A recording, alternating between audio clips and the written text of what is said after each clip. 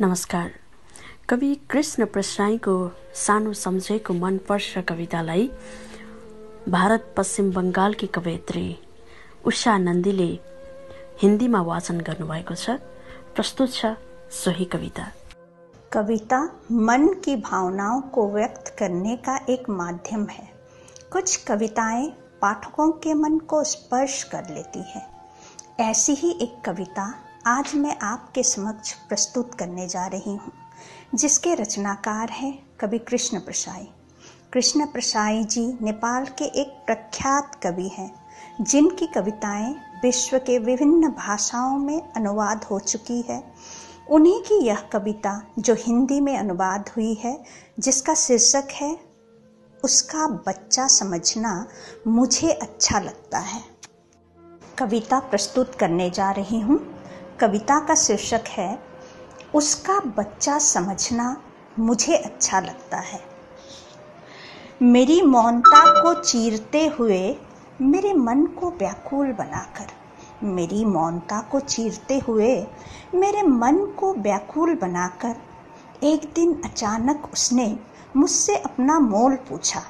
मानो रेडियो और टीवी की तरह उसे मेरे घर लाई गई हो। मानो रेडियो और टीवी की तरह उसे मेरे घर लाई गई हो।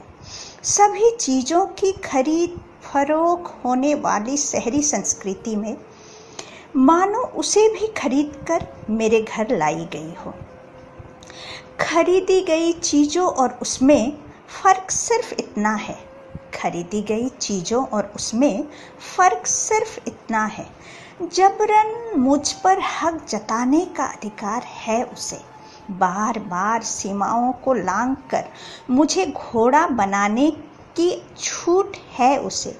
बार बार सीमाओं को लांघ कर मुझे घोड़ा बनाने की छूट है उसे। उसकी मनचाही मनमानियों के विरुद्ध मैं कोई बगावत नहीं कर सकता। रूठ कर कट्टी कहने की उसकी आदत पर कोई निषेधाज्ञा नहीं लगा सकता। उसके हुक्म पर मेरा हाथी बने रहना उस पर कोई फौजदारी मामला नहीं बनता। जानबूझकर हो या अनजाने में, जानबूझकर हो या अनजाने में, जिसे करना मना हो वह वही करेगी। जिसे खाना मना हो उसे खाने की जिद करेगी। कभी कभी उल्टी बोली से सीधी बात समझाना पड़े तो अयोग्य समझ उसे कोई सजा भी नहीं दे सकता। उसकी आंसू मेरी कमजोरी है। उसकी आंसू मेरी कमजोरी है। अगर आपको विश्वास नहीं तो आखिर कोई न होकर अपने प्रिय खिलौने को अपने सारे कपड़े पहनाकर ठंड से ठिठुरने वाली मेरी 7 साल की बेटी प्रविधि है।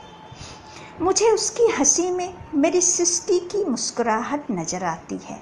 मुझे उसकी हंसी में मेरी सृष्टि की मुस्कुराहट नजर आती है।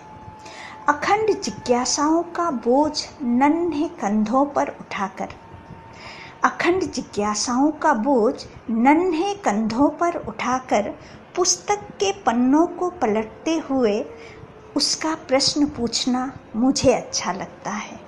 और कभी कभी मेरी उम्र पूरी तरह घटाकर उसकी ही तरह बच्चा समझना मुझे अच्छा लगता है। धन्यवाद।